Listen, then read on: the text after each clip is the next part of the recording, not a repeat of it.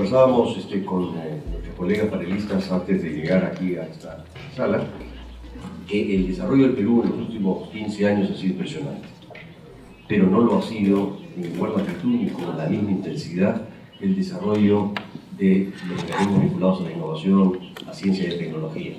Hay un clarísimo desfase, hay una brecha enorme que tenemos que llenar. Y para eso están conversatorios de ese tipo, para poder ir formulando alternativas, encontrando caminos distintos, abriendo nuevos horizontes, porque es la única manera de hacer que este crecimiento económico sea compasado por la innovación en ciencia y tecnología. No quiero decir más porque estamos un poquito atrasados. Agradezco a nuestros panelistas, agradezco a nuestros distinguidos invitados, a todos ustedes por su presencia en la Universidad del Pacífico. Les ruego que la sientan como su casa. Muchas gracias. Bien, buenas tardes con todos. Excelentísimo señor Walter Fá, excelentísima señora embajadora Irene Horsten, señor Enrique Landavaso, señores panelistas, público en general, buenas tardes con todos.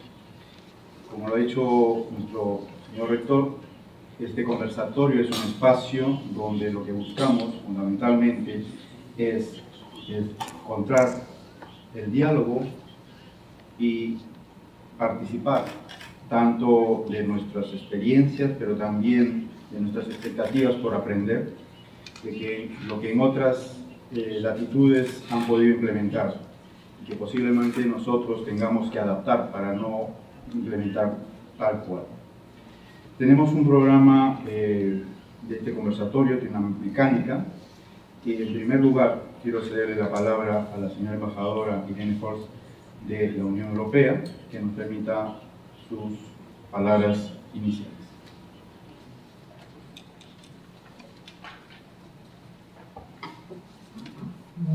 Muchísimas gracias. Muy buenas noches a todos. Muy buenas noches, vicedecano, profesores de la universidad, panelistas, estimado público, señoras y señores. Es la segunda vez en una semana que me toca hablar acá o saludarlos acá en este auditorio, y realmente es un gran placer para nosotros de la delegación de la Unión Europea acá en el Perú intervenir y colaborar con la Universidad del Pacífico, y nos alegramos de esta animada y esta importante colaboración en el intercambio académico que podamos tener. El tema que traemos hoy es un tema muy importante para el desarrollo, lo que ha sido y lo que es el desarrollo de la Unión Europea, pero es un tema muy relevante también para el Perú. Es el tema del desarrollo regional, el tema de la innovación y el tema cómo hacer participar las regiones y los diferentes actores sociales en el desarrollo, en el crecimiento tan dinámico que tiene el país últimamente. La conferencia que tenemos y nuestros panelistas, la intervención de nuestra Dirección General de Políticas Regionales, responde a una demanda peruana. O sea, las autoridades nos han pedido intercambiar experiencias con ellos justamente para ver cuáles son las experiencias europeas en nuestro crecimiento y en nuestra política dirigida a equilibrar, a rectificar y a mitigar desequilibrios regionales en el crecimiento económico que hemos tenido durante las últimas décadas. Efectivamente, yo creo que es un tema donde nosotros tenemos que aportar. Tenemos experiencias, porque desde el inicio, desde la creación de la Comunidad Económica Europea, el tema de la política regional y del desarrollo regional y de cómo tratar con regiones desfavorecidas que se quedaban fuera de la dinámica del mainstream económico ha sido un tema planteado por los diferentes gobiernos muy importante. Y desde entonces se ha iniciado una política que primero fue una política de subsidios a regiones, o sea que un simple transfer financiero desde el presupuesto común europeo. Después se han acumulado otros retos y se ha refinado toda esta experiencia.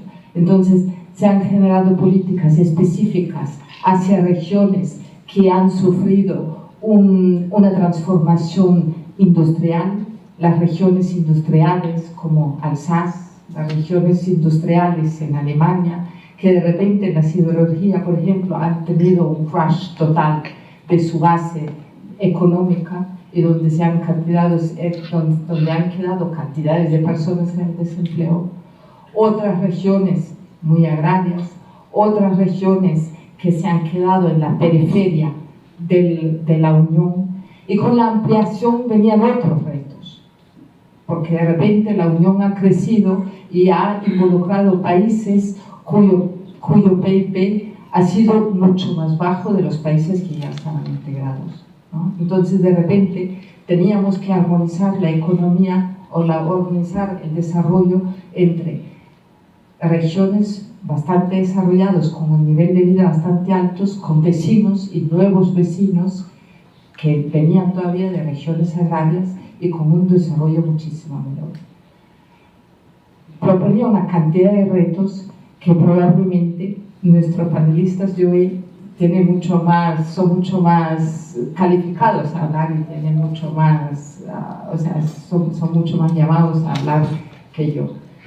Solamente quiero decir que todas estas experiencias nos han llevado a desarrollar políticas, cómo impulsar un dinamismo económico en regiones en las más diversas, cómo implementar políticas de desarrollo regional muy diferenciadas en acorde a las características de las diferentes regiones, y cómo desarrollar también políticas de desarrollo regional transfronteriza en estas regiones que tenían que trabajar y llamados a trabajar con sus vecinos que quedaban al otro lado de una frontera, de una frontera de la Unión. De esto les van a hablar los panelistas, de esto va a hablar nuestro director Walter Defa, y espero que la conferencia de hoy les aporte, podemos dar algunos estímulos, algunas ideas también, cómo pensar, cómo enfocar cosas, y saber también qué es lo que nosotros útilmente podríamos ofrecer de nuestras experiencias al Perú. Muchísimas gracias y les deseo que disfruten de la conferencia. A continuación, y realmente en honor del señor Walter Defa, de Enrique Landavazo y expositores internacionales, permítanme hacer una brevísima reseña de la Universidad del Pacífico con motivo de su amable y generosa visita. La Universidad del Pacífico tiene 51 años de creada y posee una trayectoria de formación de personas y de líderes que han contribuido desde diferentes ámbitos al desarrollo del país. Somos una universidad altamente especializada en temas de economía y negocios. En los últimos 5 años hemos ampliado nuestra oferta educativa hacia los campos de la ingeniería y el derecho. Nos caracterizamos por formar a los mejores, donde nuestro rol siempre ha estado orientado a ser agentes de cambio dentro de nuestra comunidad, con un espíritu de generosidad y excelencia académica.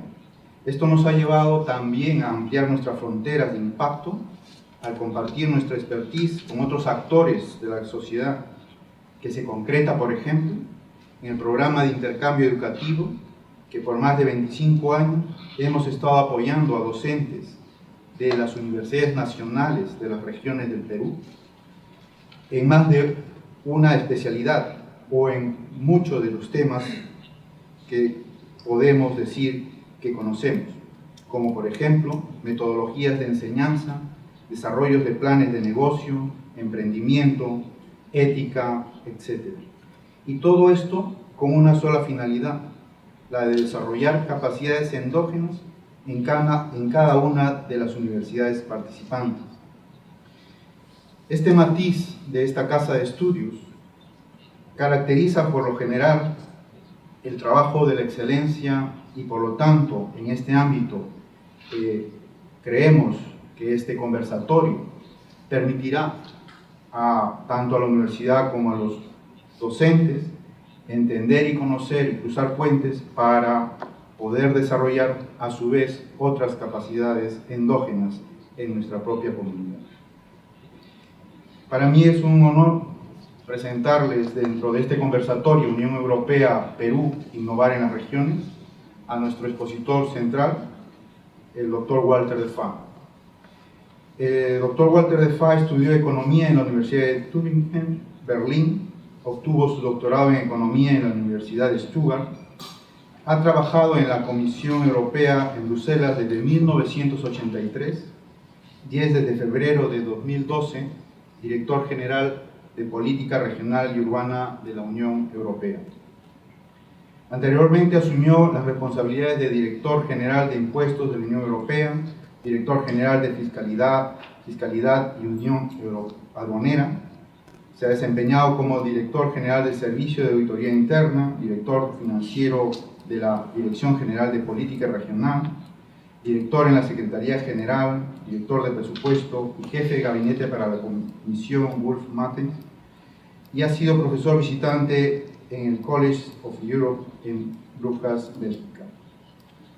Invito, por lo tanto, al doctor Walter de Faa a su presentación y exposición del tema central, la política de innovación en las regiones. Recibámoslo con un fuerte aplauso. Thank you very much. Good evening, Excellencies. Good evening, ladies and gentlemen. And it is a great pleasure and an honor for me to be here today at Pacific University. And it's a pleasure to talk to an audience who is very much interested in business development, in economic development, and in the role of business and innovation in economic development. As you can hear, I'm very sorry that I can't address you in Spanish. I had to stop in young years at Nivel 2, and it hasn't improved since that, so I'm very sorry about that. But I have with me Mikel Landavazo. He is a native Spanish speaker, and not only this, he is also a renowned expert in regional development, in innovation, and he is the head of the unit of smart growth in my Director General. So I'm very happy that he is here and that he will also join us afterwards in the panel.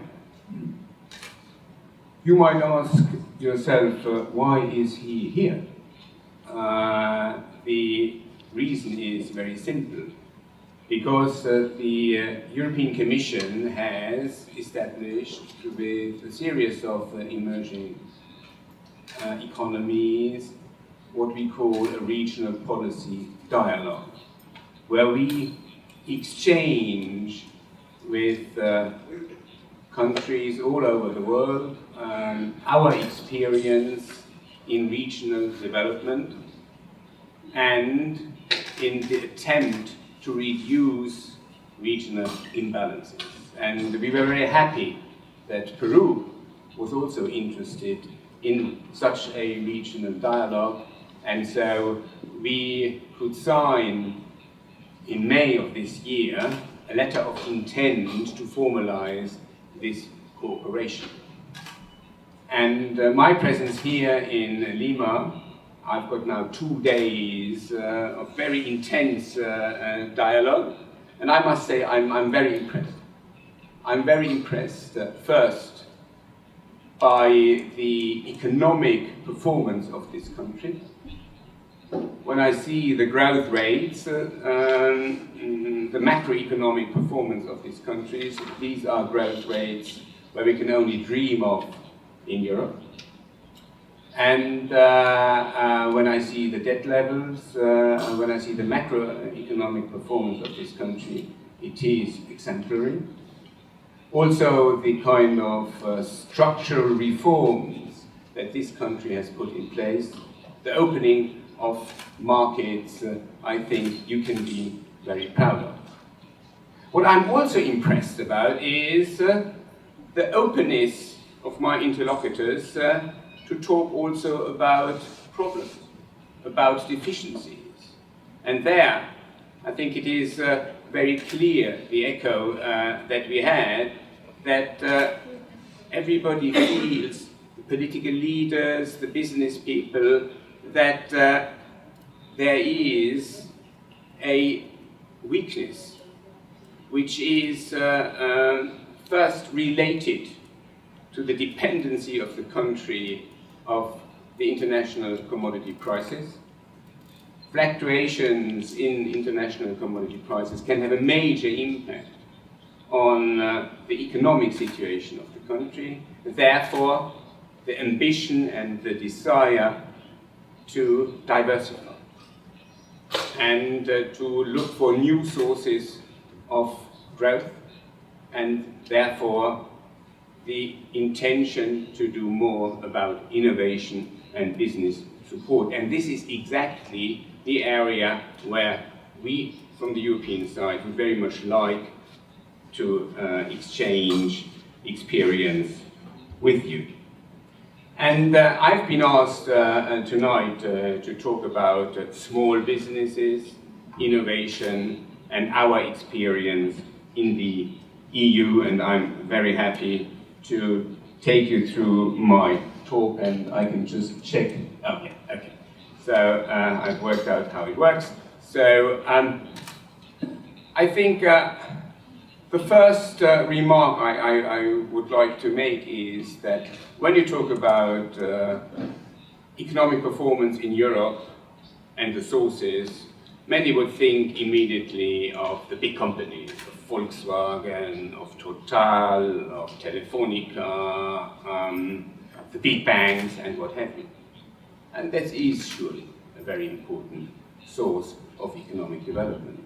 But this is surely not the whole story. The small and medium-sized businesses are the backbone of the European economy. So we have more than 20 million small and medium-sized enterprises, and they constitute 99% of all companies. Of course, that's a bit of a populistic figure. This is not such a big surprise. What is much more interesting is that two-thirds of all the jobs in the private sector, they come from small businesses. And even more, when you look at the jobs newly created, 85% of these jobs are created by small businesses. So you can see that small businesses are a major driver for the European economy, and they are also a major driver for innovation.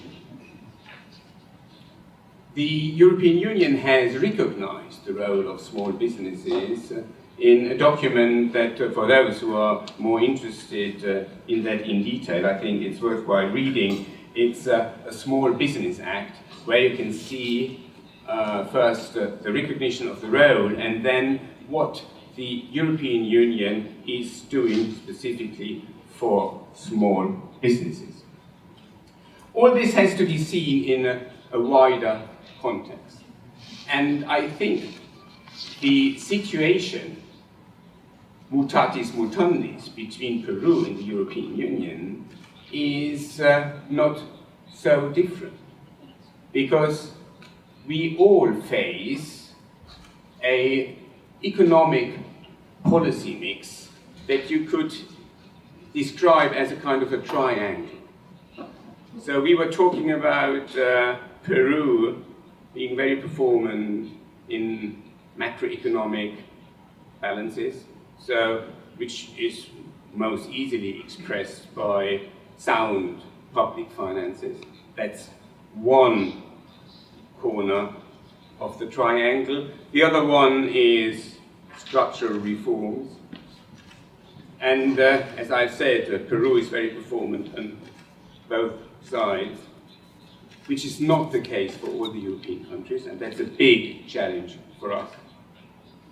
But a bit like Peru, it's the same for the European Union.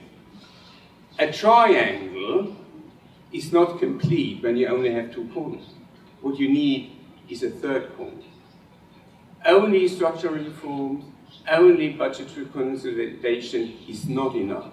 What you need is an active growth and investment policy. And this has been identified for Peru as a weak point, and you are working on this. We, from the European side, we have developed over the years a very encompassing, complete growth strategy that we call Europe 2020. And we have divided up growth in three components. The first one is very much what we were talking about. We call it smart growth. So it's about knowledge, research, and in particular, innovation. And we have set ourselves targets so that we can measure progress. So the one is the overall target of employment, 75% employment rate, and then much more to the point of innovation, the target of 3% of investment expenditure for research and development. The Union is not there yet. Some member states are much better, others are far away. Just to give you the figure for Peru, I think it's 0.15. So there you see the differences also between Europe and your country. The second component is about sustainability. We do not want to have any growth at any price. It makes only sense to have growth when you can preserve the environment, when we take into account the needs of the next generation, so that we do not live to the detriment of the next generation. So it's about a more resource efficient, a greener, and a more competitive economy. The headlines target there are 20-20-20. So I have to translate this. It means by 2020, we want to reduce CO2 emissions by 20%. If others would join us, even by 30%. And what we want to achieve is 20% of renewable energies in the overall energy mix. So that's the second component. The third component is very much a social component. It's about high employment. It's about integrating fragile parts of the population. It's about education.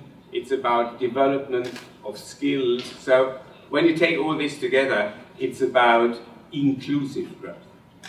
And when you take a bit of a bigger vision there, the inclusiveness means also not only cohesion amongst different groups of the citizens, but also cohesion of the territory. So, and this, of course, you can imagine is very much at the heart of a Director General for Regional Policy. So here we have headline targets such as less than 10% early school leavers, not more, at least 40% should hold a tertiary degree, and maximum 20 million should be at the risk of poverty. So I think you can, mutantes mutandis, as I said, see similarities with the situation of your country. And what we want is that the regional policy for which we have responsibility is at the service of this overall strategy. And for that, what we have done, and I will come to that a bit later on some specific points, is we have decomposed these 3 components into 11 thematic objectives that we are supporting through the European Structural and Investment Funds. So I will give you a very short intro into cohesion policy or regional policy, however you want to name it. The first is about the budget. It's a lot of money. It's 325 billion euros over 7 years. Converted into Seoul, I think it's something like 1.2 trillion. So over 7 years. So this is an important amount of money, and to put it in relationship to the GDP, it's something like 0.3% of GDP, or put in relationship to the EU budget, it's about 1/3 of the EU budget. And the goal is, as I said, investing into growth and jobs, and helping in particular those regions that are the least developed so that they can catch up. And you see on this map that we have 3 different categories of regions. The red ones are those that are the least developed. We measure this through GDP per capita, and they are the regions that are below 75%. Then the amber ones, they are transitional regions. So they are in the range of 75 to 90% GDP per capita, and then the others, they are the more developed one in the lighter colors. So here you can see that the least developed regions are very much at the periphery of the European Union, very much in the east, and these are the countries that have recently joined the Union. But you can also see in the south, we have Greece, we have southern Italy, and then also the southern part of the Iberic Peninsula, and even parts of the UK. So that gives you a bit of an impression of where the problem zones are. The policy is a policy for the whole of the EU, but of course the aid intensity very much varies depending on whether it is a less developed, a transition, or a more developed region. I don't want to go into too much detail, but just to say that these 325 billion, they are not implemented in Brussels. No, they are implemented in the member states and in the regions, but on the basis of programs that are negotiated between Brussels, the EU, and the member state and the regions. So this is what we call a multi-level governance, and this has proven to be a very successful delivery mode. The programs are not only financed through EU money, but they are matched by national or regional money, and this is very important, so that the member state and the regions have to demonstrate that they have an own interest in the development and in the spending of the money. And what we are targeting the investment on is very much upgrading of infrastructure, but more and more modernizing of the economies, and there it is innovation that is key, but it's also about administrative capacity building, in particular in the reddish regions here. So without a functioning public administration, you cannot have a sustainable economic development over time. A short introduction to the basics of our policy.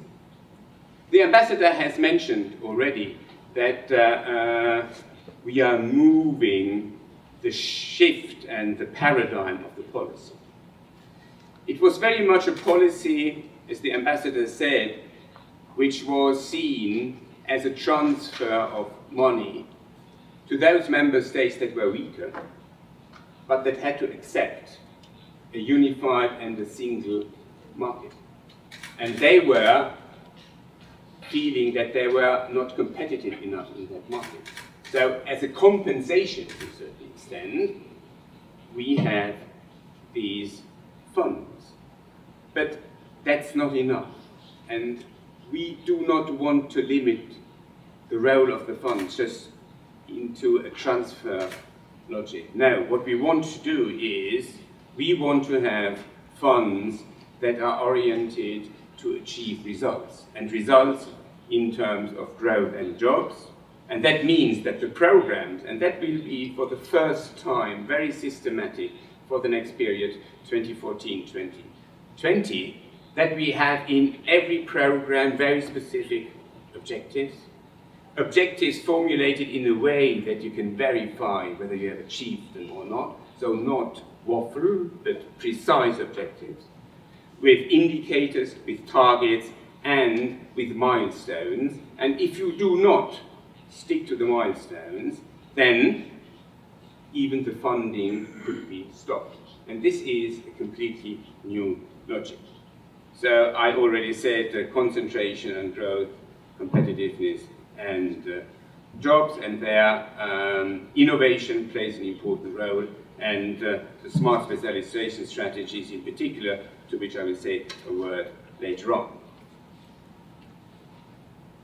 I was talking about 11 thematic objectives, but we want the regions to be very selective, so that they really concentrate on the priorities of development, that you do not give in to a political process where everybody, every ministry wants to get their share.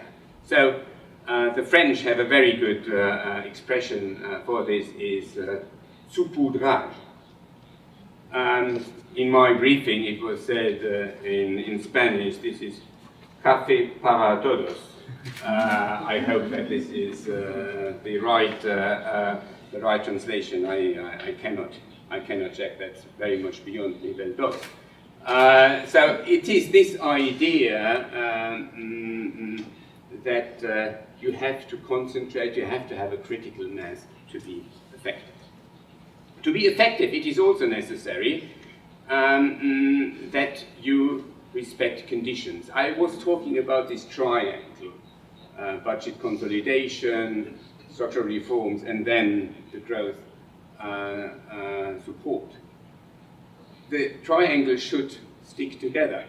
So if in one corner there is a problem, that cannot be without impact on the other corner. So, for instance, in the European Union, we have very strict rules.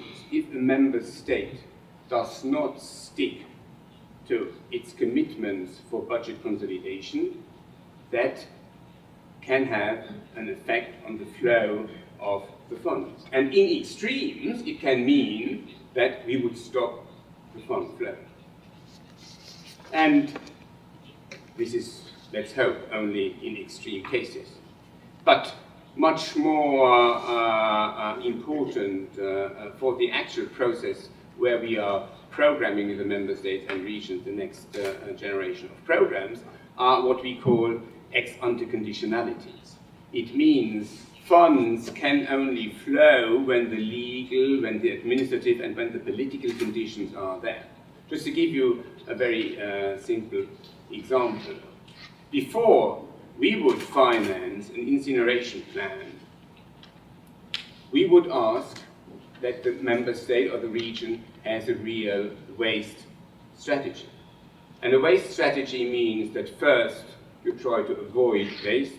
Second, if you have waste, you try to recycle it. And only if you can't recycle it, you put it somewhere or you burn it. So, but it's only when you have this strategy that it makes sense to finance an incineration plan. The same is true for innovation. We would only finance innovation if the region has an innovation strategy. Our funds are also more and more coordinated with other funds, for instance, the research funds, Horizon 2020, and we try that the delivery system becomes as simple as possible. You have a special interest, your country has a special interest, and we have a special interest in innovation. So, and this is something we worked on very hard for the next period. And what we have introduced is the concept of smart specialization. So, smart means innovation-oriented, and specialization means taking into account the specific situation of a member state or the specific situation of a region. So it's not a one-size-fits-all. It's not that every region should become a Silicon Valley. No. Smart specialization and innovation-oriented is very much context-related. So it's building on your strength. And it's not only about high tech. No, it's very much about processes. It's about product innovation. It's about process innovation. So it's a rather broad notion of innovation. And it all starts by analyzing where a region is strong. And it's very important to build on the strength. But of course, it's also important to know where the weaknesses are and to see where you have competitive advantages to, compared to other regions, and where is your potential for the future. Smart specialization strategies are not public sector driven strategies. The public sector plays an important role, but in the end, and in this audience I shouldn't insist too much because it's self-evident, innovation can only be successful if it is carried by the business sector. And it is the business sector who, in the end, has to carry and implement the innovation. So this is why the business community is so important. But it's not enough. Public sector, business community, and there again, I don't have to convince you. As a university, it's the academia and it's the research institute that are the third element in this famous triple helix. So it's a concept that involves at least 3 types of stakeholders. And what is important that these stakeholder community develops a kind of a joint vision of where do we want to go together. So, and everybody is committing to play their part. And then it's about identifying priority areas where you want to focus the innovation support, where you want to create or develop clusters, etc. It's about improving the internal knowledge flows and to improve the regional innovation systems. And from a programming point of view, what is very important, that it is not a strategy that is formulated at a certain moment, but that it is a strategy that is implemented over time, and that one can follow whether it's actually delivering yes or no. So you need clear, measurable and realistic targets, and you have to be able to monitor whether they are achieved, so that if you are off track, you can adapt accordingly and come back in order to get where you want to. So it's when you think about the small businesses, they play, as I said at the beginning, a very important role in this innovation process. So what does the strategy offer to small businesses? It's very much place-based support services services to expand advisory services about new processes and what have you. So it's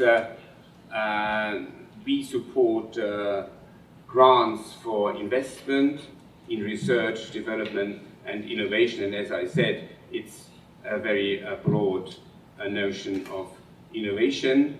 It's everything that has to do with the competitiveness of small businesses and the modernization of the support services. All I was talking here about is very much grant-based, but SME support should not only be grant-based, and probably one of our experiences is that we have used too many grants in the past. And so, to a certain extent, you could say we have over-subsidized.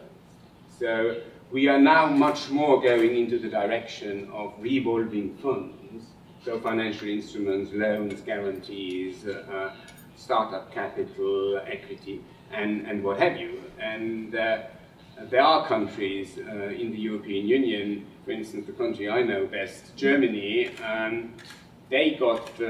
Germany got after the Second World War the Marshall Plan, and they invested the money very wisely in revolving funds. And still today, you have small businesses benefiting from the funds that the Americans put in some more than 60 years ago. So this is, I think, also something that I've heard from the interlocutors here in Peru, that you are very much thinking about these revolving funds because they are a very effective and efficient way to support the economy. And that's also very much what you see in the box here. It's the very recent SME initiative, so an initiative that wants to improve the financing conditions of small businesses, in particular in those countries in the EU that have suffered most from the banking crisis, and where the banking sector at the moment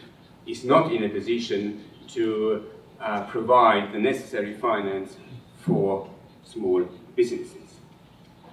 So, just to give you a bit of a snapshot on what we have achieved for SME in the current period, 2007-2013, you see a major amount of money going into SME support, of which something like 1/6 in financial instruments. I already talked about the job creation, and it's 85%, of which we can attribute actually 250,000 jobs that were supported by the ERDF, the European Regional and Development Fund. So, and SMEs also benefit through public procurement from the policy as a whole.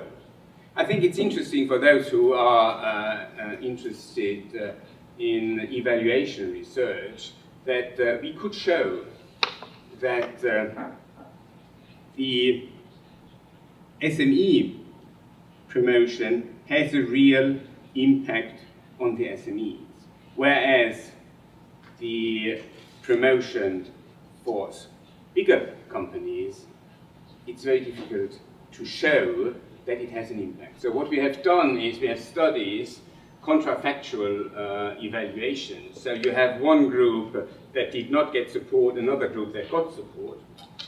And when you look at big companies, there's no effect. So it's a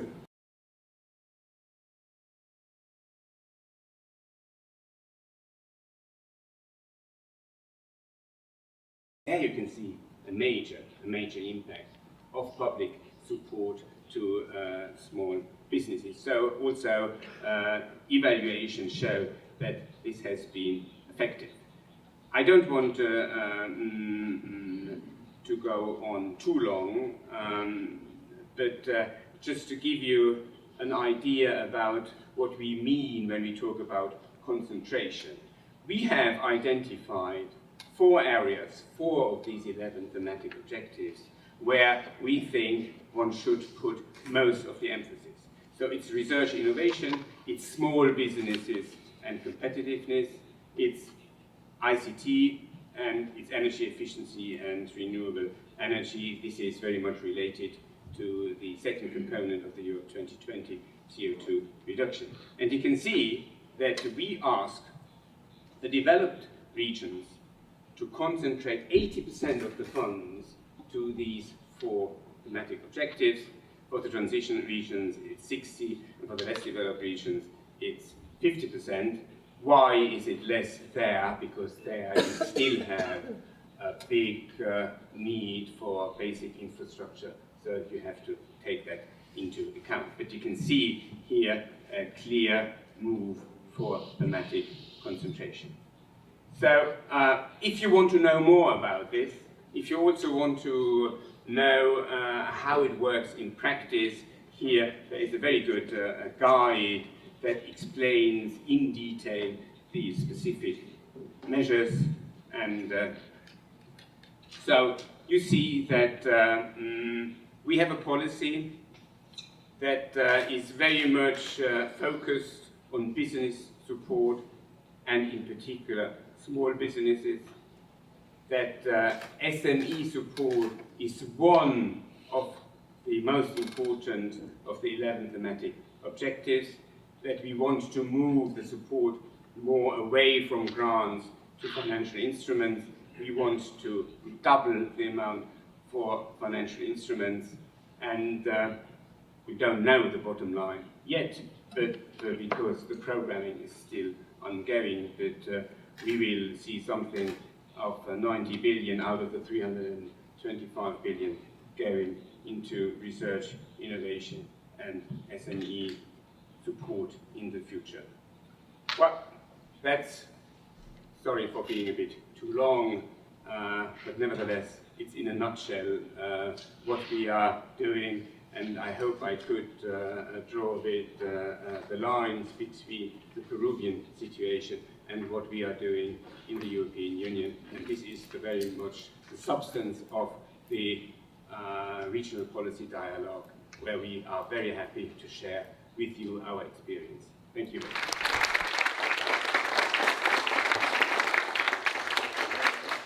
Yo quiero reconocer definitivamente que este esfuerzo de poder contar con ustedes, con el señor Walter Faa, con Mikel Andabaso,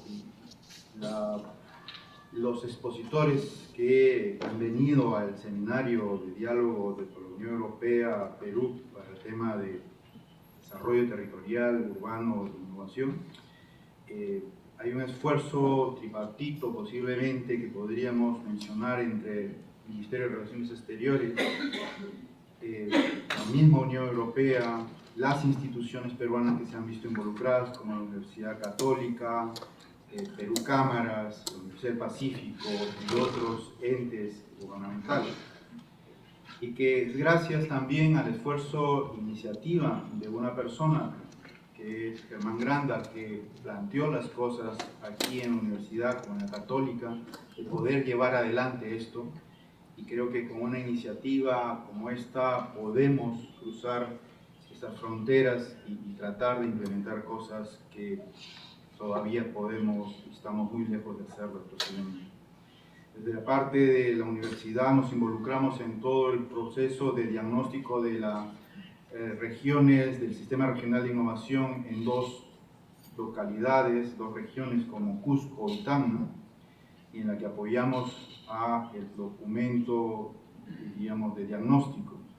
Y desde la universidad, pues sabiendo lo que solemos hacer muy bien, que es la investigación, agradecer a Rosario Gómez Santagadea, porque fue la persona quien me involucró en esta tesitura, y estuvimos junto con Germán Granda apoyando en todo esto. Para nosotros es una gran satisfacción caminar por esta senda de la innovación, del desarrollo territorial y posiblemente de la innovación en sistemas regionales.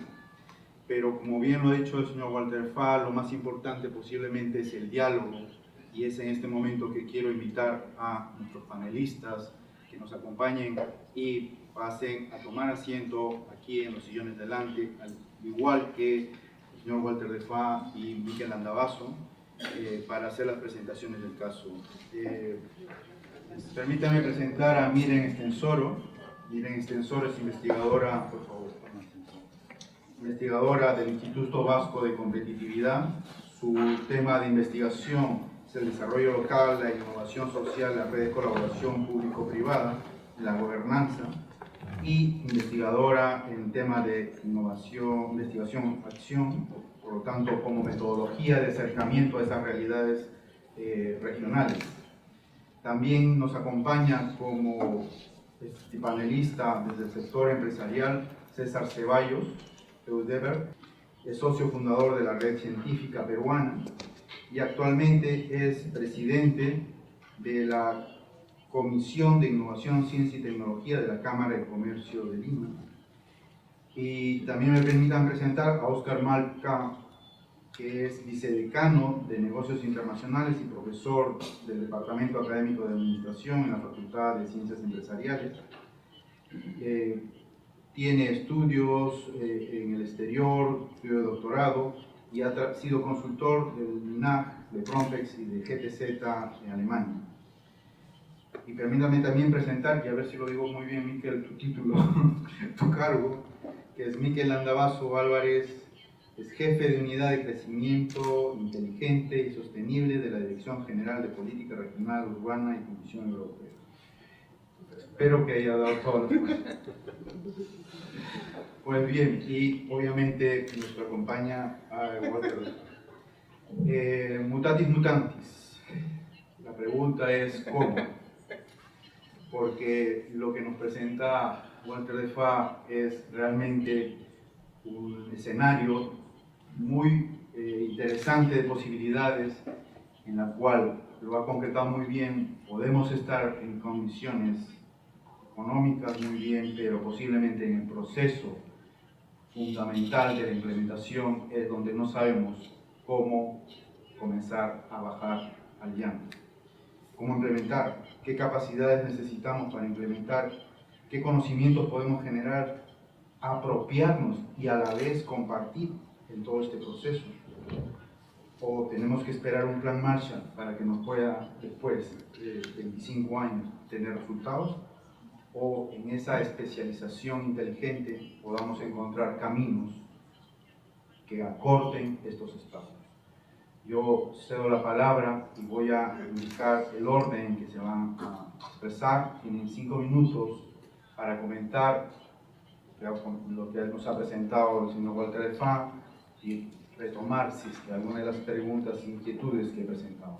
En primer lugar, Miren Estensoro. En segundo lugar, César Ceballos, Óscar Malca, Miquel Andabaso y finalmente el señor Walter de Faa y cerrar. Miren. Bueno, gracias. ¿Me escuchan? Sí. Gracias, Alejandro. Gracias a la Universidad del Pacífico. Es un placer poder estar aquí hoy.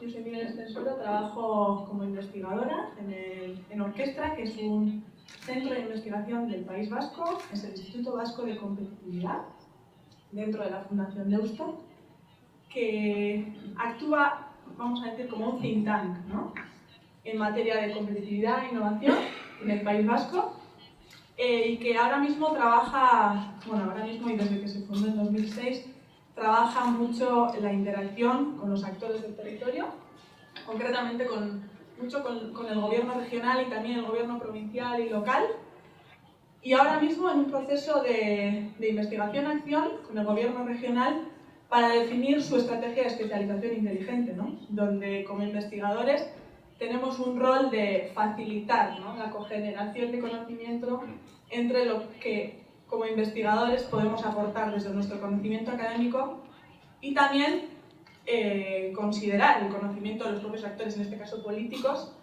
en materia de políticas, ¿no?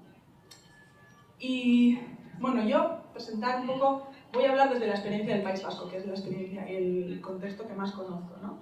Y ojalá sea bueno, valioso para Perú, ¿no? Es una comunidad autónoma dentro de España que se ha diferenciado por su capacidad competitiva e innovación, índices de PIB per cápita, etc. Pero que yo diría que ha habido dos factores críticos, ¿no? Por un lado, la capacidad de la actividad productiva para transformarse después de crisis bien fuertes, por ejemplo la de finales de los 80, por tanto la capacidad empresarial para transformarse, y también una política de innovación bueno, pues exitosa, diría, ¿no? Que se ha basado en dos factores. Por un lado, la continuidad de un partido político como es el Partido Nacionalista Vasco, que hasta el 2009 y desde los 80 pues, ha tenido una trayectoria continua, y también la descentralización y la transferencia de competencias al gobierno regional desde el gobierno central, ¿no? Y por tanto la descentralización ha sido otro de los factores clave, ¿no? Que hablábamos estos días también con nuestros colegas peruanos en el diálogo, ¿no? Y bueno, ¿cómo pinta ahora en el contexto de la crisis, ¿no? ¿Cómo pinta ahora la situación ahí, ¿no? Y nosotros en Orquestra siempre decimos que hay tres opciones ante la crisis, ¿no?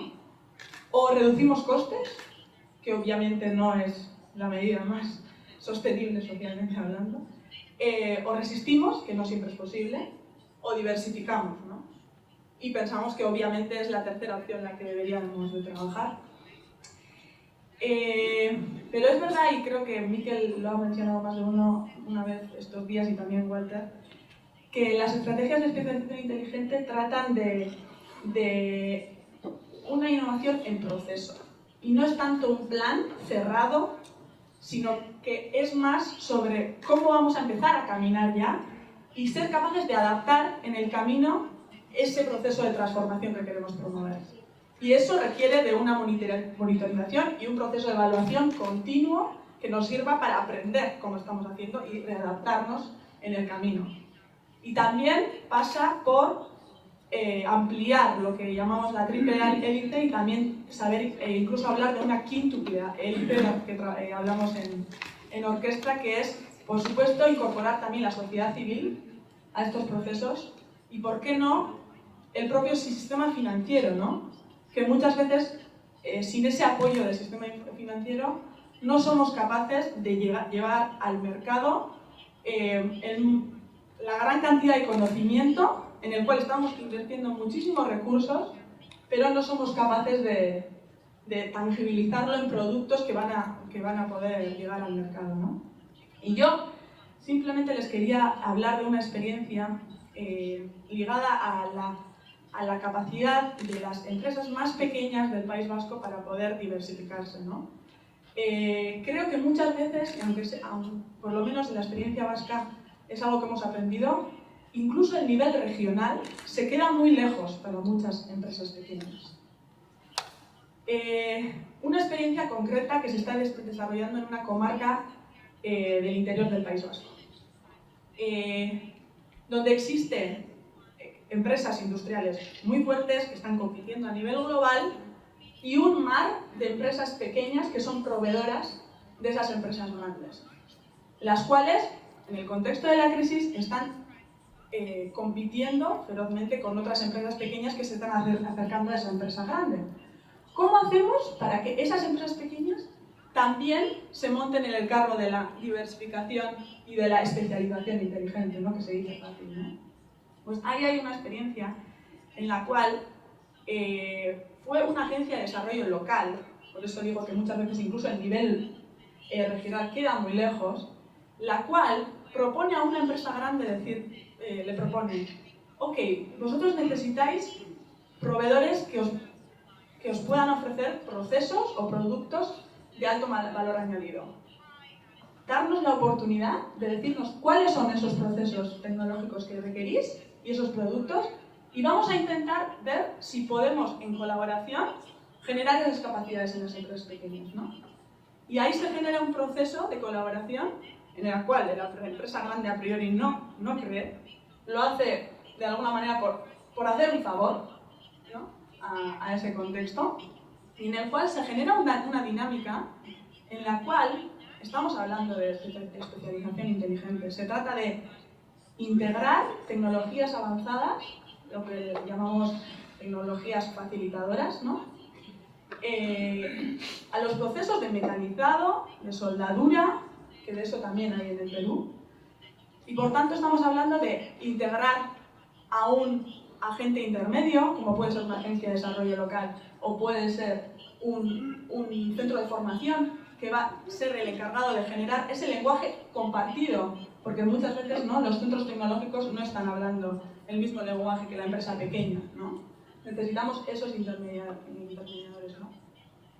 Y de ahí se genera un proceso que facilita una diversificación inteligente de esas empresas pequeñas. ¿Cuáles son los mensajes del cómo, no? El primero, que se trata de tener un reto compartido. Si todos esos, en ese ecosistema de interacción o ágora que nosotros llamamos, ¿no?, dentro de lo que le llamamos la triple hélice o el sistema de innovación regional, si no hay un reto compartido que todos los participantes crean en él, no van a poder avanzar. El segundo, que no hay nadie que sea un líder y que pueda ser, bueno, que es necesario al final generar procesos de liderazgo compartido. ¿Por qué? Porque entre esos actores seguro que va a haber conflictos, historias que hay por detrás que habrá que explicitar para poder avanzar en un liderazgo compartido, ¿no? Y esto también trata de, como he dicho antes, de descentralización, trata también de generar instituciones fuertes, pero también de una perspectiva multinivel, porque no se trata de que cada comarca o localidad haga su estrategia, sino que sepa también coordinarse con la estrategia regional, incluso nacional y europea, ¿no? Un minuto, por favor. Sí. Y no, nada más para terminar. Bueno, yo quería enfatizar un poco también el papel de las universidades, ¿no? Como en Orquestra, siendo investigadores sociales, hemos tratado de generar, bueno, y de innovar, vamos a decir, dentro de las instituciones universitarias para también ser facilitadores de estos procesos en el territorio. Y cómo esto nos debería hacer repensar también el propio rol de las universidades. No solamente universidades que se dediquen al conocimiento científico, sino a todos esos investigadores sociales, economistas, politólogos, etcétera, que también los habrá en la Universidad del Pacífico, como agentes facilitadores de estos procesos en el territorio. Gracias. Recordarle al público que tienen en la carpeta unas hojas para que puedan hacer sus preguntas y nos las hagan llegar. La señorita anfitriona las recogerá cuando levanten la mano. Y al final de las exposiciones pasaremos a las preguntas. César, por favor. Buenas noches, gracias por la invitación.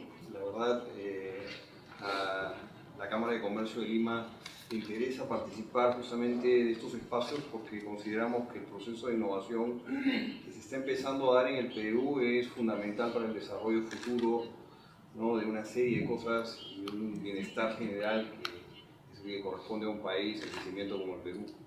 Definitivamente uno de los problemas fundamentales que enfrentamos las empresas es el tema regulatorio de las políticas de Estado que han venido ocurriendo en el pasado y que siguen vigentes y que de alguna forma frenan procesos de innovación como los que hoy se están gestando en el Perú. El ecosistema de innovación peruano está en plena ebullición en este momento y el año pasado la Cámara de Comercio me encargó iniciar esta primera comisión de innovación, ciencia y tecnología que no existía en el pasado en la Cámara, con el propósito primero de generar un espacio de diálogo común, como el que se mencionó hace un momento, para poder entender cómo este proceso puede llevarse a cabo y cómo todos que queremos que el Perú avance debemos de colaborar y naturalmente influir para construir las políticas públicas que nos ayuden en este proceso. El proceso no es únicamente de las empresas, es un proceso general y la Cámara de Comercio no persigue apropiarse, como en el pasado ocurre en nuestro país, del concepto de innovación. Todo lo contrario, lo que persigue es facilitar en todos los espacios donde sea posible la intervención de los empresarios para poder, con nuestra experiencia, también ayudar, ¿no?, en el ecosistema. Tanto es así que estamos participando en el desarrollo de FinCit con CITEC, que es este fondo para la innovación, desarrollo de ciencia y tecnología, que como nunca en la historia del Perú ha tenido realmente un nivel de importancia de parte del gobierno.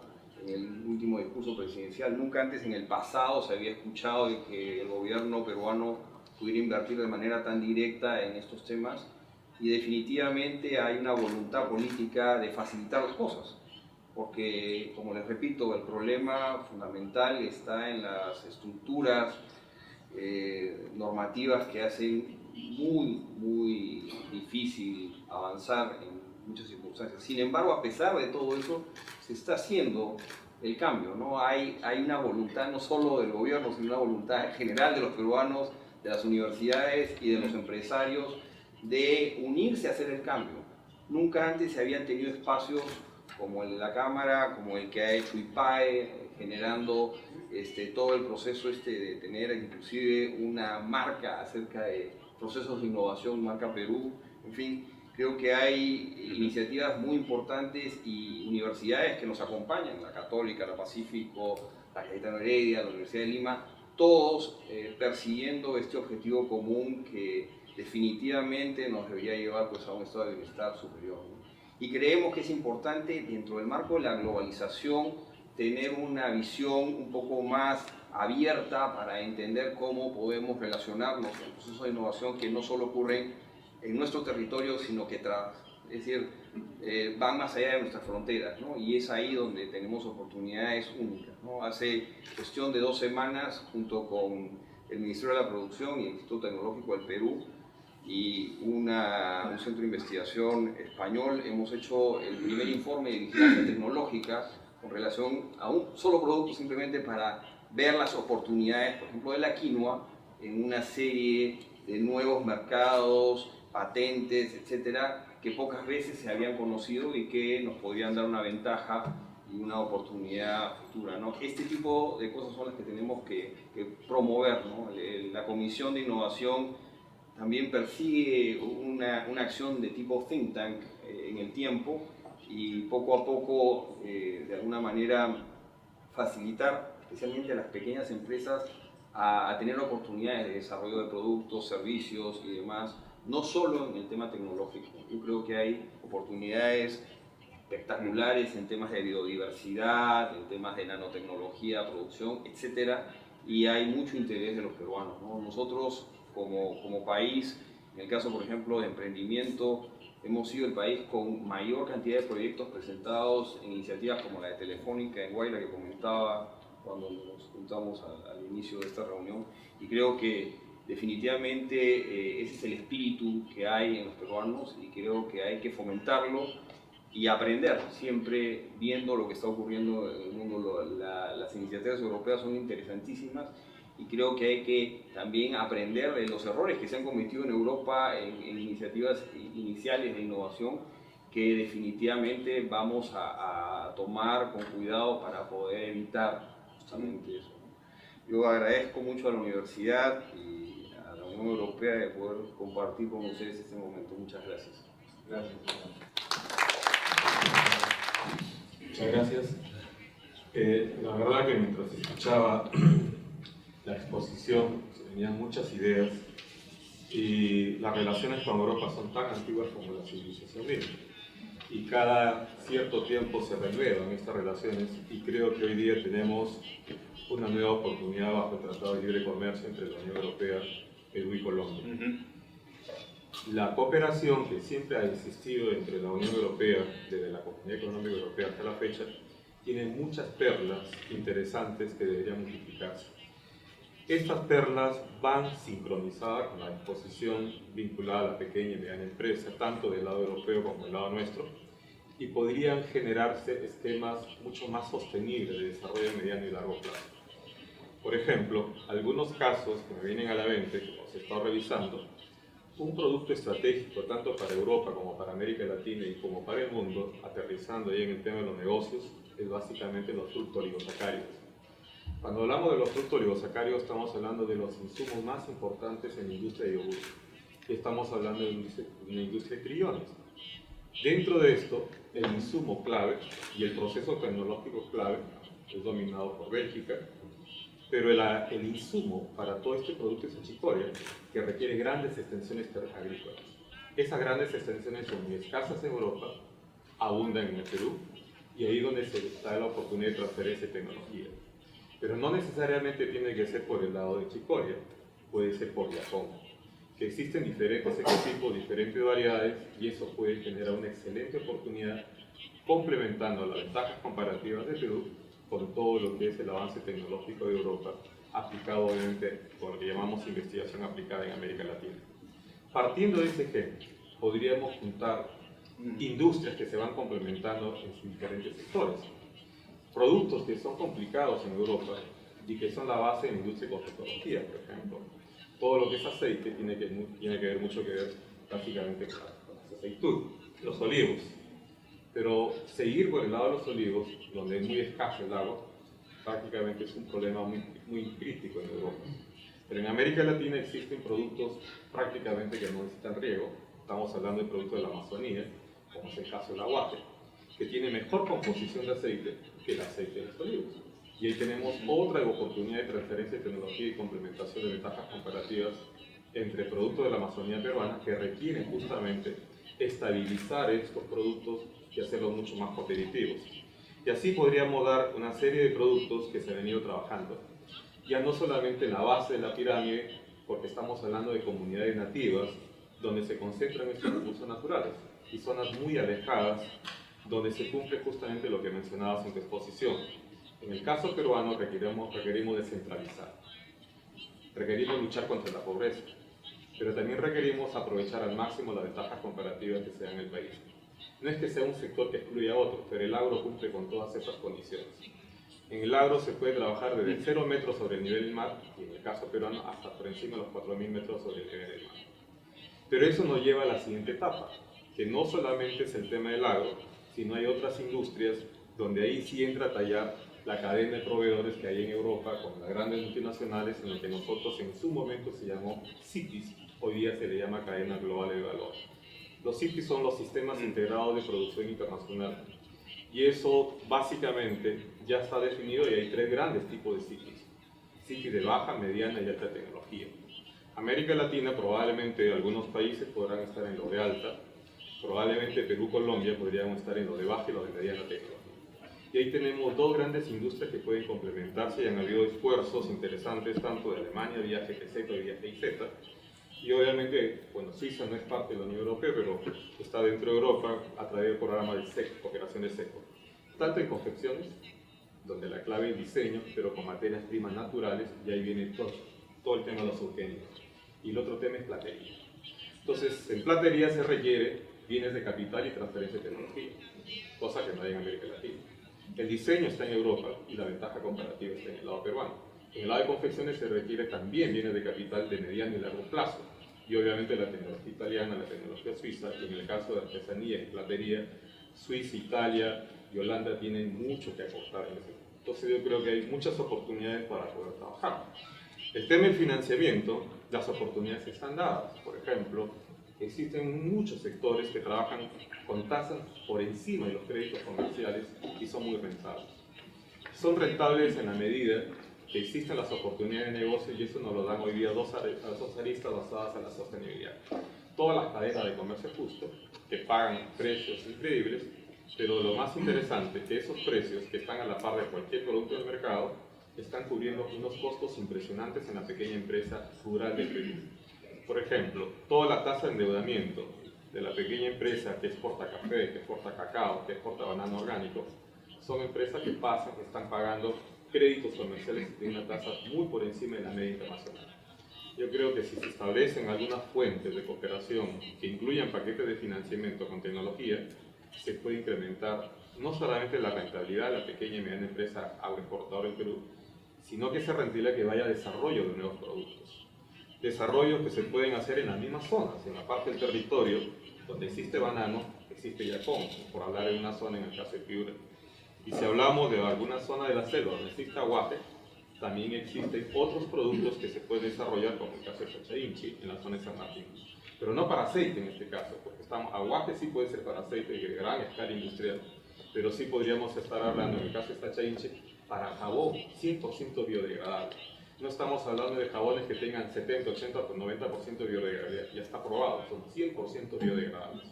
Y ahí obviamente se puede complementar agrícola de gran escala, agricultura de gran escala con agricultura de pequeña escala.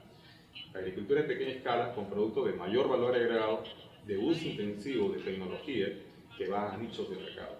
Yo creo que las oportunidades están dadas y al momento que yo revisaba la lógica que sigue o los casos que vienen, por ejemplo, el caso de Finlandia. Los finlandeses empezaron con una vieja escuela gradualista del modelo Uppsala, exportando dentro de Europa.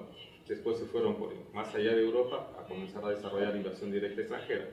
Pero esa misma inversión directa extranjera ya te lleva a visualizar no la relación Europa-América Latina, sino a visualizar Europa, América Latina y el mundo entero. Yo creo que ahí la oportunidad de complementación es importante. Perú es un excelente hub. Somos una cultura que tiene que ver mucho con Europa, pero también estamos en el Pacífico. Y los tratados de libre comercio que el Perú tiene, justamente lo convierte en un país plataforma para los dos lados. La inversión directa extranjera implica que hay un punto de inflexión en trasladar productos y tendrás que después ensamblar esos productos. Y creo que esa es una opción que se puede desarrollar de industria intermedia en el caso peruano. Bueno, no me extiendo más ya me sacaron todas las tarjetas. Muchas gracias.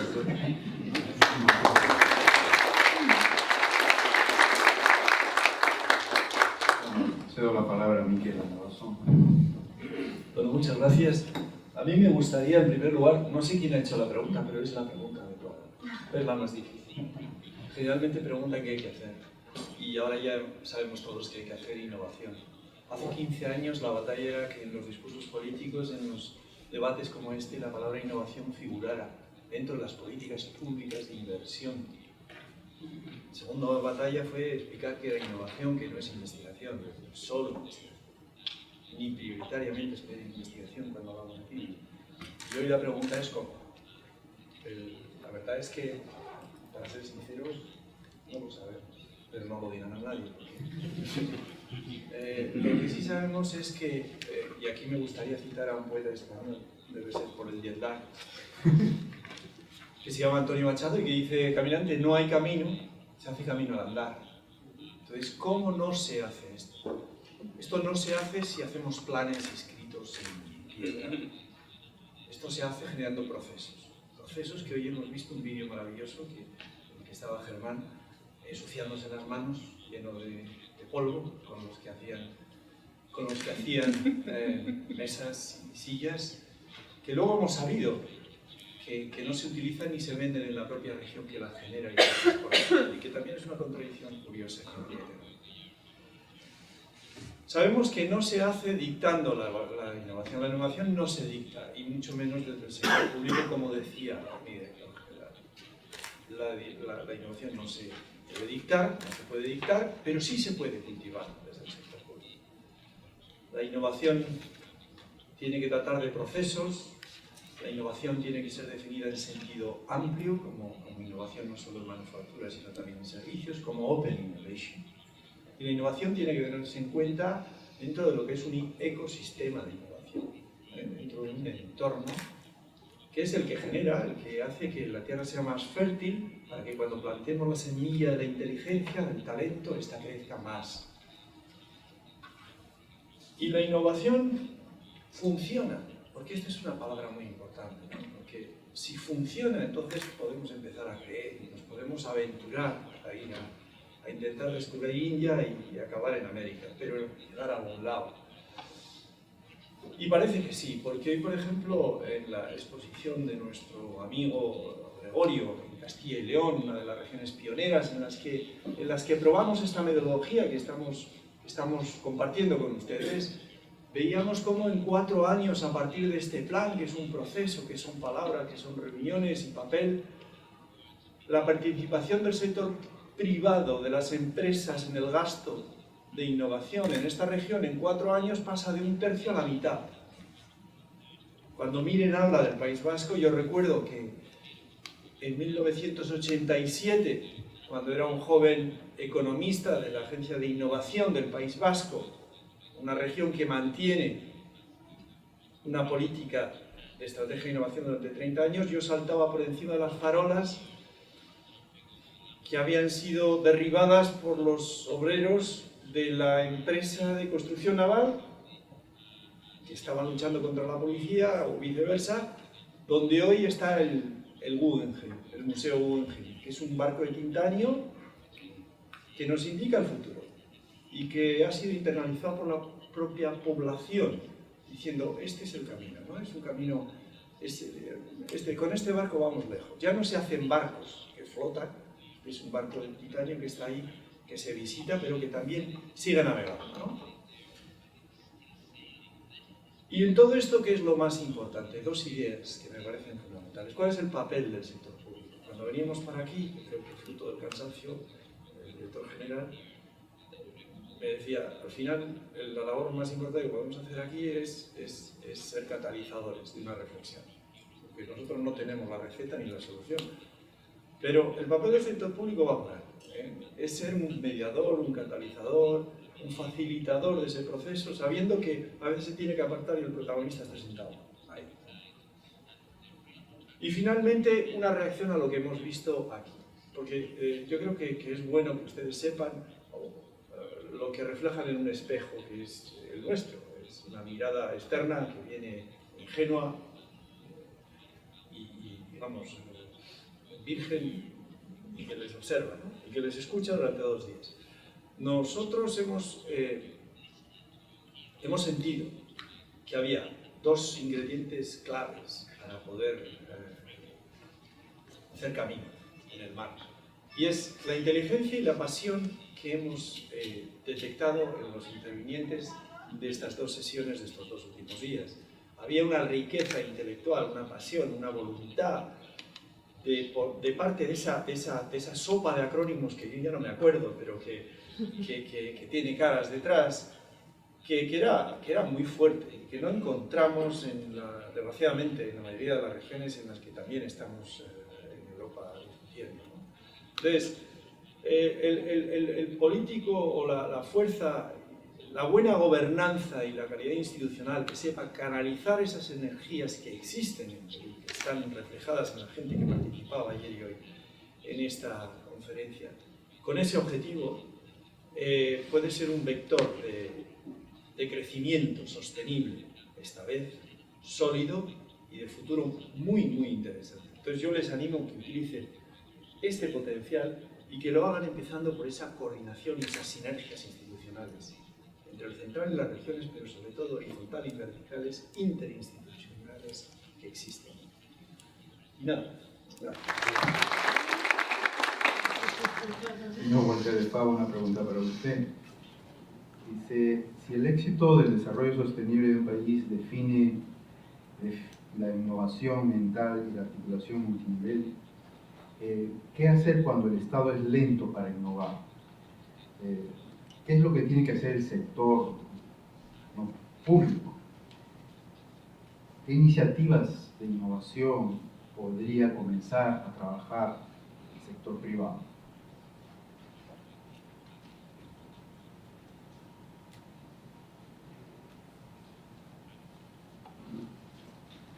Well, I'm convinced that in the end, it will only be successful if public and private sector work together.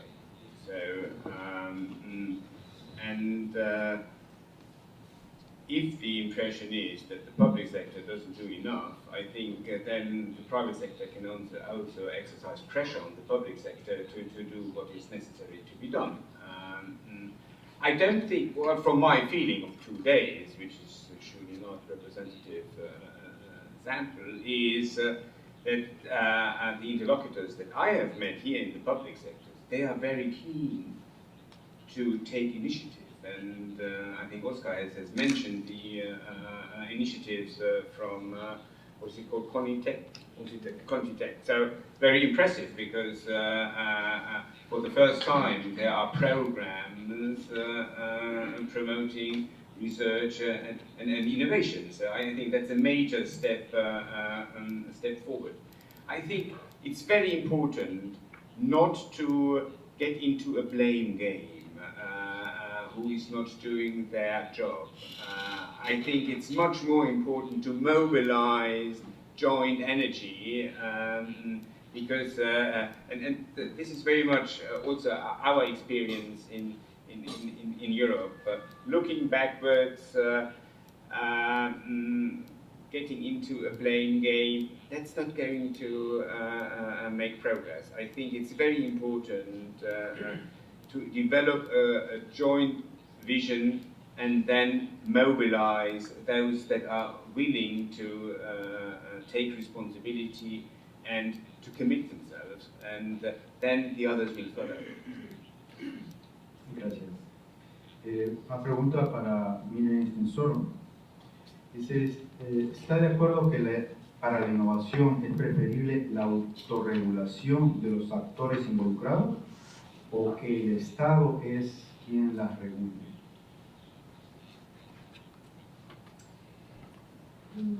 Yo creo que ya se ha dicho más de una vez, ¿no? Que todo esto de la diversificación pasa porque nadie puede, de una forma autoritaria, vamos a decir, dirigir los procesos de innovación, ¿no? Nosotros lo definimos como situaciones de complejidad, donde diferentes actores del territorio tienen un mismo reto, pero nadie tiene la autoridad para decir al resto qué tiene que hacer, ¿no? Porque tampoco tienen la autoridad. Entonces, yo, ligando esta pregunta con la anterior, también diría que el Estado, al final, el sector público, tiene que pasar a ser un dinamizador, en vez de ser, vamos a decir, un proveedor de servicios, ¿no? Más que esperar a que esas empresas o emprendedores me vengan a pedir mis servicios, puede el Estado y el sector público facilitar esos espacios de interacción que decimos que son críticos para la innovación. ¿Y qué capacidades entonces va a necesitar el sector público y el Estado para cambiar ese rol, ¿no? Bueno, yo creo que ese es un reto en el País Vasco y pienso que en muchas otras regiones europeas y partes del mundo. Gracias. Para César Ceballos, ¿cuáles son los criterios para elegir el modelo de gestión de innovación para mejorar la implementación y desarrollo de las regiones de alto potencial económico en el Perú? No hay un modelo único. El modelo debe construirse al interior de cada uno de los espacios en donde va a ocurrir.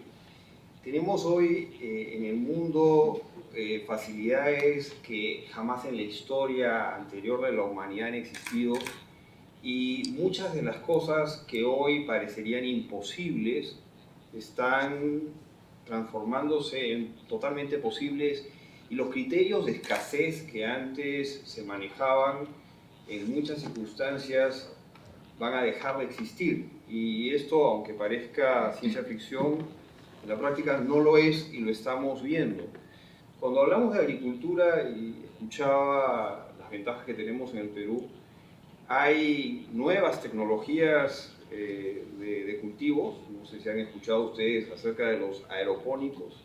Los aeropónicos no son los hidropónicos que solo tienen nutrientes en líquidos, sino son justamente como spray, ¿no? Que se les echa y son controlados con luz y niveles de humedad, todo por computadores, que es lo que se ha usado para alimentar a las tropas americanas en las guerras de Irak, sin tener que transportar el alimento desde las bases de aprovisionamiento. Estas tecnologías pueden generar una cantidad inmensa de alimentos en espacios pequeñísimos, en donde las condiciones del medio ambiente, como los climas, no afectan en absoluto a la cosecha, y perfectamente se pueden aplicar a situaciones como la nuestra, en donde la biodiversidad agrega un valor único, y este tipo de proceso de innovación está ahí, ¿no? Y la información para hacerlo también. Yo hace poco vi un tema de innovación en el caso de medicina, con un muchacho que tiene 14 años que ha encontrado un marcador para el cáncer de páncreas al haber tenido la pérdida de uno de sus parientes, de su tío. Es un muchacho que cuando le preguntaron ¿y cómo descubriste este marcador?, ¿no? El marcador original costaba $900 el examen, tenía solo 60% de probabilidades de dar un resultado realmente positivo. El marcador que ha encontrado este muchacho vale 25 centavos de dólar y tiene 99% de efectividad, ¿no? Y cuando se le pregunta, ¿y cómo lo hiciste? Él dice, bueno, empecé a buscar en Google, ¿no? Estamos en una época en donde los criterios de abundancia, los criterios de innovación están enfrente de nuestras narices. Y el modelo no es único. El modelo va a germinar siempre y cuando haya diálogo, siempre y cuando haya la oportunidad de poder colaborar, porque eso es la parte más, creo yo, fundamental de este proceso, y definitivamente de estar con los ojos bien abiertos a seguir aprendiendo todos los días. La Cámara de Comercio en ese sentido es un facilitador inicialmente. Nosotros queremos que todos los que participan de la comisión se sientan cómodos y vean que el proceso en general, en los espacios en donde cada uno de estos también interviene, se va viendo avanzar, y eso es lo que estamos viendo en el Perú en ese momento. Y este es un ejemplo más de lo que está ocurriendo, ¿no? Y gracias por tener a la Unión Europea, que también nos viene a traer esta apertura a ver las cosas nuevas que podemos aprovechar de la experiencia que ellos ya han tenido, ¿no? Eso es lo más interesante. Gracias. Gracias. Para Oscar Maca, las oportunidades de negocio están dadas en el Perú. ¿Qué es lo que falta para desarrollarlas? Efectivamente, el problema del Perú no es el Perú, sino los peruanos. Es un problema muy diferente. Muy nuestro. Muy nuestro. Tenemos muchos ejemplos de desarrollo de empresas desde cero, pero no lo lidera un peruano. Y hay muchas cosas que desarrollar. En el caso nuestro, tenemos que fortalecer la capacidad empresarial. Es un tema muy importante, hacer que visualicen el mediano y el largo plazo.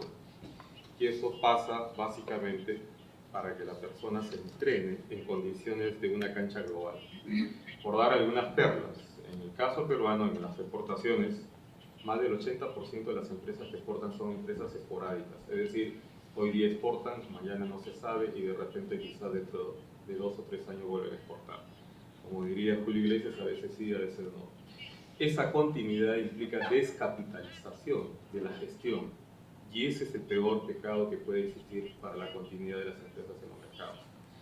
El otro tema es apertura, y este es un tema de confianza. En cualquier país, obviamente no es en todos, pero existe un extraordinario puente entre la universidad y la empresa. La capacidad de investigar la tiene la universidad, la necesidad de investigar la tiene la universidad, pero también la necesidad de esos resultados la tiene la empresa. Pero sin embargo, esos puentes no se dan. Es un tema de alguna arquitectura muy compleja diseñar esos puentes entre la universidad y la empresa. Pasa por las relaciones sociales que puedan haber entre las universidades y sus egresados que sean empresarios, pero no se ha hecho de eso una política y menos una costumbre. Entonces yo creo que hay una barrera que hay que romper, y esa barrera parte de que alguien tiene que ser el primero en confiar. Por darles un ejemplo de lo que significa este puente imaginario que podría generar mayor aceleración en el desarrollo, aprovechamiento más que desarrollo de oportunidades. En Piura, la región Grava, en el norte del Perú, más o menos a unos 1000 kilómetros al norte de Lima, existe una zona que se llama Paita, es una zona pesquera, y por esos fenómenos de la naturaleza, la corriente del Niño trajo un pez que le llamamos falso volador. Es un pez que va saltando, pero como no es parte de nuestras costumbres, no estamos familiarizados, sencillamente se rechazaba. Una empresa de origen francés, del grupo Adrien, tiene una planta ahí. Ellos salían normalmente a cazar y a pescar, y toda esta pesca la convertían en una masa que se llama camaboco, que es lo que se exporta al Asia.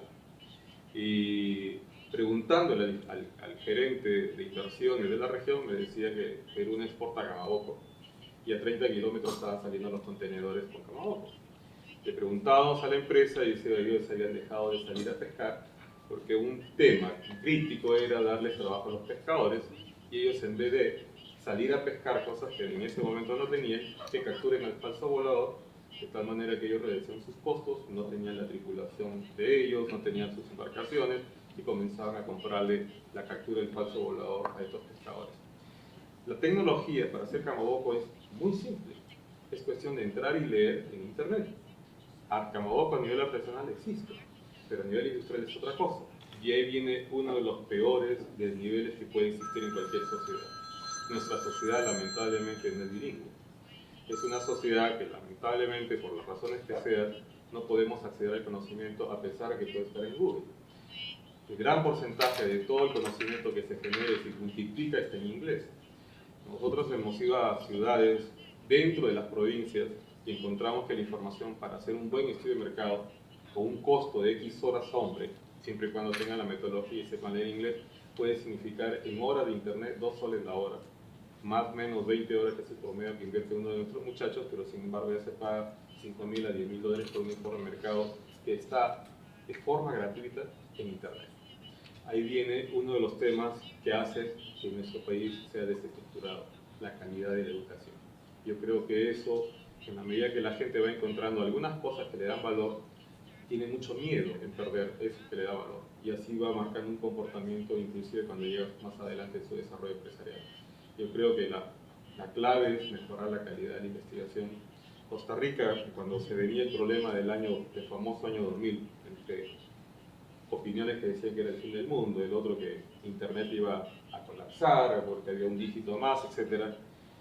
Fuimos invitados un grupo de profesionales para discutir cuál iba a ser la política del milenio en Costa Rica. Y se trabajó 3 temas. Primero, que no exista el analfabeto, que aún existe en nuestros países, que no sabe leer y escribir. Segundo, que no exista el analfabeto funcional, que no esté familiarizado con los medios tecnológicos. Y el tercero, que sea una persona que pueda comunicarse en un idioma adicional. Esos 3 grandes retos que los discutíamos a mediados de los 90, hoy en Costa Rica son realidad. Y ahí tienen ustedes hoy día el 4º país en el mundo en exportación de bienes de alta tecnología. Que su modelo sea un modelo cuestionable, criticable, pero podemos decir que Costa Rica ha pasado por 3 etapas, de la etapa agrícola, la etapa de turismo rural y hoy día la etapa de alta tecnología. No es que abandonaba las etapas, sino que sencillamente unas se han ido superponiendo con otras y obviamente la clave ha sido la educación y la democratización a calidad, de acceso a calidad de educación. Yo creo que por ahí está la clave para generar confianza y establecer mejores puentes entre las universidades y las empresas. Gracias. Quiero darme una licencia, dado que no está el señor rector, y quiero aprovechar la oportunidad también de tener a este excelente panel. Para una pregunta final, quisiera que cada uno haga una reflexión. Sé que la respuesta la tenemos desde la universidad, tenemos que hacerlo y responderlo, pero quiero de su experiencia y de su punto de vista, ¿cuál es el rol de la universidad en este proceso de COVID, cuando ya sabemos que el qué está muy clarísimo? Daría la palabra inicialmente en el mismo sentido, empezando con Miguel, César, Oscar, Miquel y el señor Paz. Muy brevemente. Yo creo que también es la gran pregunta, ¿no? Relacionada con el cómo de la innovación. Desde la experiencia de orquesta, decir que la universidad también, bueno, en los roles de educación, investigación, pero en un tercer rol que se le asigna ya en la actualidad, que es esa interacción y el saber generar conocimiento en base a los retos reales del territorio en el cual se localiza, yo creo que también tiene el deber de saber responder a esos retos y por tanto de saber encaminar su capacidad de generar conocimiento para poder responder a los retos actuales, ¿no? Por tanto, yo creo que también eso requiere también unas capacidades específicas. Por supuesto, se requieren investigadores que sean expertos en temáticas específicas, porque va a ser muy valioso ese conocimiento para el desarrollo territorial, pero también va a haber necesidad de generar conocimiento sobre cómo ese conocimiento que se genera en la universidad puede ser aplicado a la realidad, ¿no?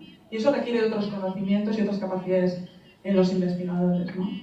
Por tanto, yo reiterar que bueno, en la orquesta tenemos una experiencia que, por supuesto, siempre es mejorable, pero que creemos en que más allá de la formación y de la investigación tenemos también una responsabilidad con aquellos territorios en los cuales nos localizamos, y es posible. Bueno, en primer lugar, yo pienso que definitivamente el rol de la universidad es un rol en generar estos espacios, ¿no?, en donde estamos hoy discutiendo el tema de la innovación. La Universidad del Pacífico ha tenido un premio hace un poco con su centro de investigación como uno de los principales think tanks en nuestro país, y sin duda esto influye en los procesos de políticas públicas que nos deberían de llevar a la innovación. Nosotros realmente como sector empresarial celebramos que así ocurra, ¿no?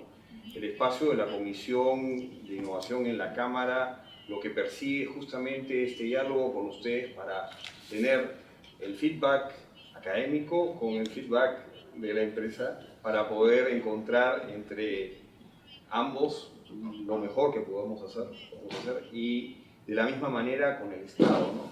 Porque a veces se piensa que la innovación es un proceso que solo ocurre a nivel de las empresas y de los productos, pero la innovación también ocurre en políticas públicas, y eso es algo que sin duda vamos a poder ver. Y en el Perú han ocurrido cosas curiosas y procesos muy innovadores, y solo para darles un ejemplo, ¿no?, la manera como en el Perú la gente se identifica con el DNI es un proceso realmente innovador de manera global. En pocas partes del mundo uno puede tener la agilidad con la cual uno puede obtener un documento de identidad como ocurre en el Perú, igual en el caso de los pasaportes, ¿no? Para dar solo un granito de arena, ¿no? Definitivamente este tipo de cosas están ocurriendo, y en el Perú el rol de la universidad es fundamental, no solo desde el punto de vista empresarial, como es el caso de la Universidad del Pacífico, sino también desde el punto de vista científico, ¿no?, y de investigación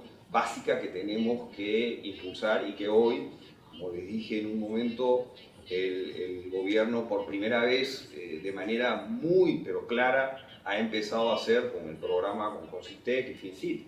Y no solo eso, tratando de buscar que la calidad, ¿no?, y los objetivos de estas investigaciones básicas y aplicadas correspondan a objetivos de largo plazo que tenemos que manejar, ¿no? Yo creo que eso es importantísimo. Y el otro hecho que es muy importante es buscar, y esto es algo que se ha conversado justamente del sector empresarial hacia el Estado, en mecanismos de autogeneración y autosostenimiento de estos procesos, que son fundamentales, ¿no? En el caso, por ejemplo, de los temas de empresas, de startup, lo que se está buscando es hacer algo parecido a lo que ocurrió en el Perú, lo cual también es una innovación en el tema de la educación y las becas.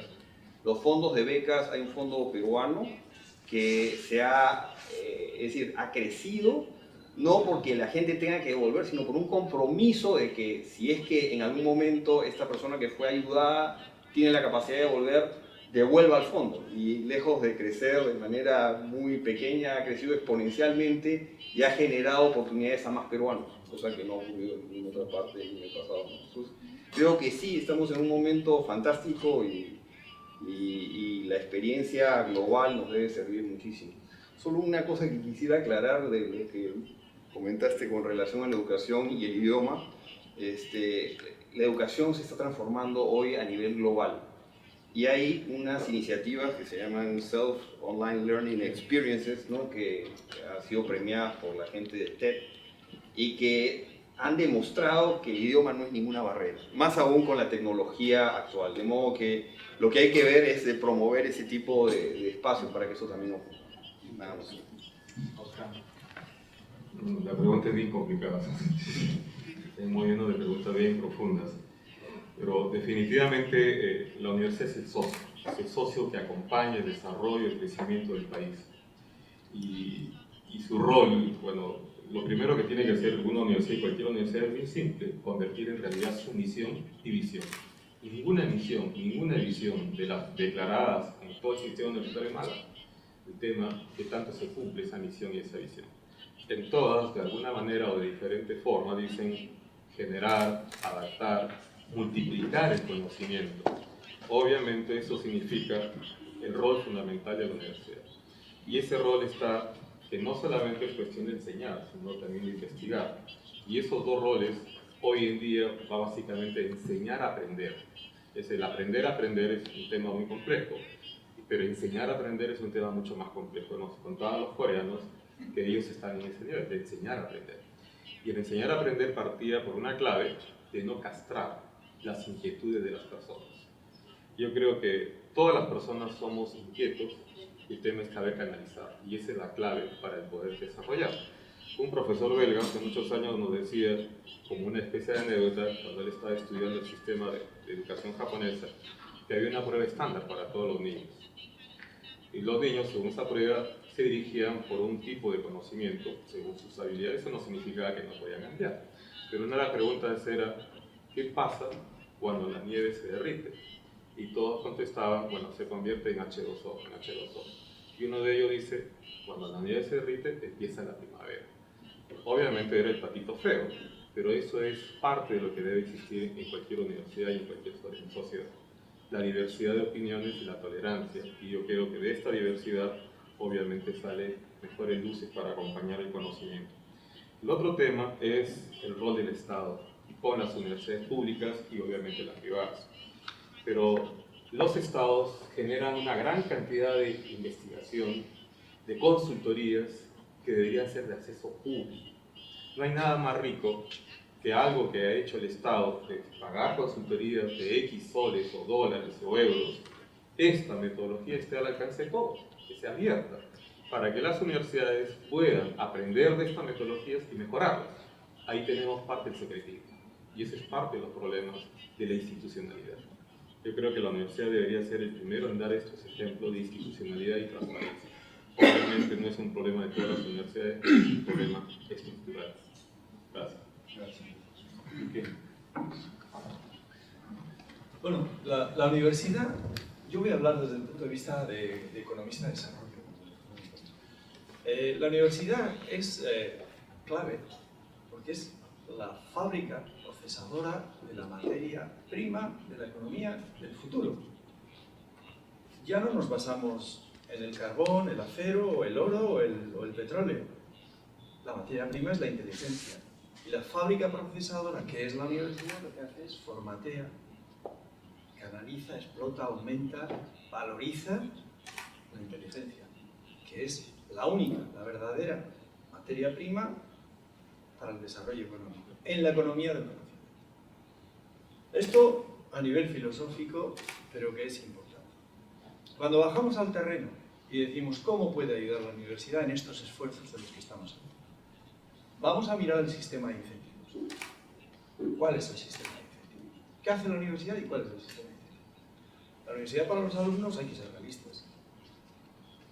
Vienen porque la universidad les certifica para salir al mercado laboral, para encontrar un trabajo, para buscarse la vida.